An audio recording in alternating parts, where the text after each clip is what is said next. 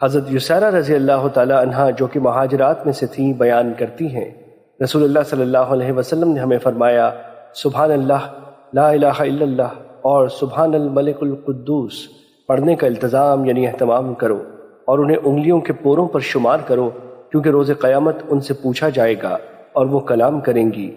غافل نہ ہونا ورنہ تمہیں رحمت سے محروم کر دیا جائے گا۔ مشکات المصابیح حدیث نمبر 2316۔ حضرت سعد بن ابی وقاص رضی اللہ تعالیٰ عنہ بیان کرتے ہیں، ایک اعرابی رسول اللہ صلی اللہ علیہ وسلم کی خدمت میں حاضر ہوا تو اس نے عرض کیا، مجھے کوئی کلام سکھائیں جسے میں پڑھا کروں۔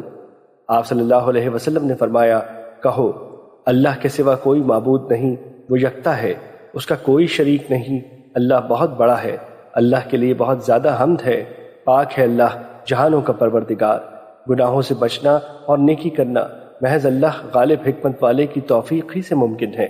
اس اعرابی نے عرض کیا، یہ کلمات تو میرے رب کے لیے ہوئے، تو میرے لیے کیا ہے؟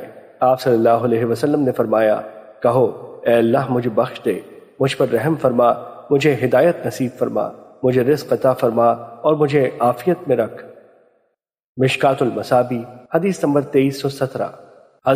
حضرت ابو ہریرہ رضی اللہ تعالیٰ عنہ بیان کرتے ہیں، رسول اللہ صلی اللہ علیہ وسلم نے فرمایا، کیا میں تمہیں ایسا کلمہ نہ بتاؤں جو کہ عرش کے نیچے جنت کا خزانہ ہے، اور وہ لا حول ولا قوت الا باللہ ہے۔ اللہ تعالیٰ فرماتا ہے، میرے بندے نے اطاعت اختیار کر لی اور اپنے آپ کو اللہ کے سپرد کر دیا۔ مشکات المصابیح حدیث نمبر 2321۔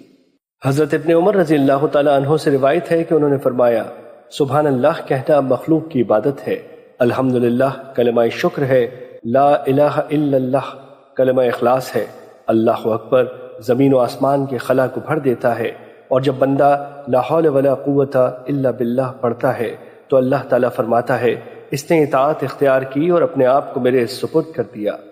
مشکات المصابیح حدیث نمبر 2322۔